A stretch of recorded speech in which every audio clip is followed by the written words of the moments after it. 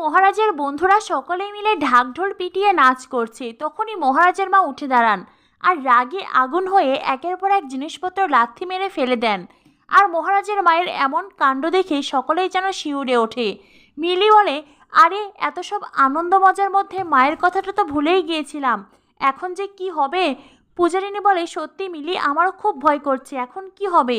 এখানে ছোট বাচ্চারাও আছে, এত সব মানুষজন আছে। মহারাজের মায়ের এমন কাণ্ড দেখে ঢাকিরাও ভয় পেয়ে যায়। তারা গিয়ে দরজার সামনে দাঁড়ায়। মহারাজের মা বলেন, এখানে তাণ্ডব হচ্ছে না, ঘরের ভিতরে ঢুকে সকলে মিলে তাণ্ডব নৃত্য হচ্ছে। ঠাম্মি বলেন, বৌমা, এটা তোমার কেমন অসভ্যতা, তুমি এটা কি করে করতে পারলে, তোমার মনে এত রাগ জমি আছে। বউ ভাতের সকাল থেকে দেখছি তুমি কিছু না কিছু করতেই চাইলে, মহারাজের বিয়ের আনন্দ তোমার সহ্য হচ্ছে না, তাই না।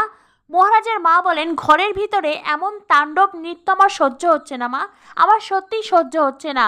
মহারাজ তখন মনে মনে ভাবতে থাকে, এইবার মায়ের এই মাথার আগুন অনেক দূর ছড়িয়ে পড়বে। তখনই মহারাজের মা বলে ওঠেন, কার বিয়ের আনন্দের কথা বলছেন মা, আপনার মহারাজের বিয়ের আনন্দের কথা। একজন খুনির বিয়েতে এত আনন্দ করার কি আছে যে মানুষ খুন করেছে।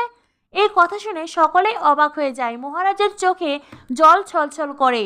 পূজারিনী মনে মনে ভাবতে থাকে, এ কেমন মা, সকলের সামনে নিজের সন্তানকে কি কোনো মা এইভাবে অপমান করতে পারে, নাকি উনি আদতে গুন্ডাটার মা নয়। তখনই ঠাম্মিও রেগে আগুন হয়ে যান। বারবার মহারাজকে সকলের সামনে এইভাবে আঘাত করাটা ঠাম্মি কিছুতেই মেনে নিতে পারেন না। ঠাম্মি নিজের ধৈর্য হারিয়ে ফেলেন আর খাবার টেবিলে গিয়ে জল ভর্তি জগ নিয়ে আসে। ধাক্কা দিয়ে মহারাজের মাকে বসিয়ে দেয় আর জগের মুখ খুলে অনেকটা দূর ছুঁড়ে ফেলে দেয়। এরপর ঠাম্মি মহারাজের মায়ের মাথায় জল ঢালতে থাকে। জল ঢালার সময় ঠাম্মি আর মহারাজের মা এই দুইজনের চোখ মুখের এক্সপ্রেশন দেখলে উড়ান সিরিয়ালের দর্শকদের মন ভালো হতে বাধ্য। এতদিনে মহারাজের মা জব্দ হয়েছে। সকলের সামনে ছেলেকে অপমান করতে মায়ের মুখে একদমই আটকায় না, অথচ আজ যখন নিজের সকলের সামনে অপমান হয়েছে, ঠিক তখনই তেলে বেগুনে যেন আরো দ্বিগুণ জ্বলে উঠেছে। জগের সবটুকু জল ঢালার পরেই মহারাজের ঠাম্মি বলেন, কি বৌমা, এইবার মাথা ঠান্ডা হয়েছে তো।